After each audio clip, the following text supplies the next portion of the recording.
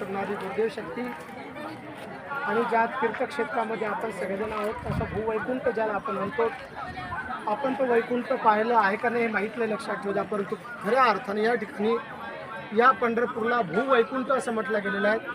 त्याचं खूप मोठं महात्म्य आहे. आणि हे कशामुळं पंढरपूर घडलं, आत्ताच बोलता बोलता पवन महाराज बोलले खऱ्या अर्थानं की हे भूवैकुंठ जे घडलं या ठिकाणी पंढरीचे पांडुरंग आले. याला सर्वात महत्त्वाचं म्हणजे कारणीभूत जर असाल तर तुम्ही जे काम करू लागले ना, भोलीची मंडळी किंवा तरणोईची मंडळी आहे, दापुऱ्याची मंडळी आहे, मूर्तिजापूरची मंडळी आहे, तुम्ही मंडळी जे हे काम करू लागली किंवा सेवा करू लागली त्या सेवेचं फळ म्हणजे प्रत्यक्ष पांडुरंगाची भेट आहे. त्याच्यापेक्षा दुसरं काही नाही जगात, लक्षात ठेवा. मी बोलतो असं नाही, पुंडलिकाच्या भेटी परब्रह्म आले का.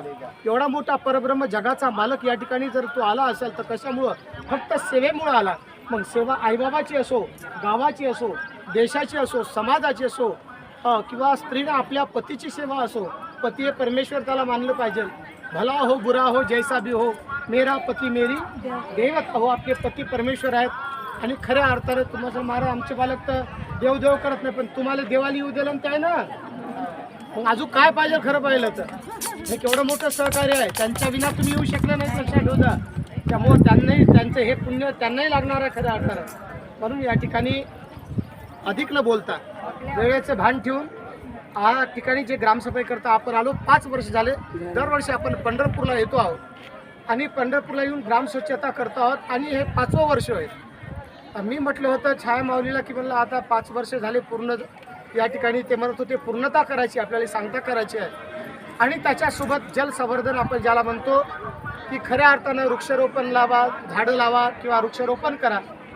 कुठंतरी आपण खऱ्या अर्थानं आपल्या जीवनामध्ये आपल्याला जिवंत राहायचं असेल तर ऑक्सिजनचं महत्त्व तुम्हाला कोरोनामध्ये कळलेलं आहे की आपण कोरोनामध्ये त्या ऑक्सिजनला किती महत्त्व आहे. म्हणून असं हे वृक्ष म्हणजे आपल्याला अहोरात्र त्या ठिकाणी ऑक्सिजन देणारा वायू निर्माण करणारं ते झाड आहे खरं पाहिलं तर. मी एका गावात गेलो, मिळालं बुवा झाडे लावा झाडं लावा. एका जणानं गांजाचं झाड लावलं आणि मग ते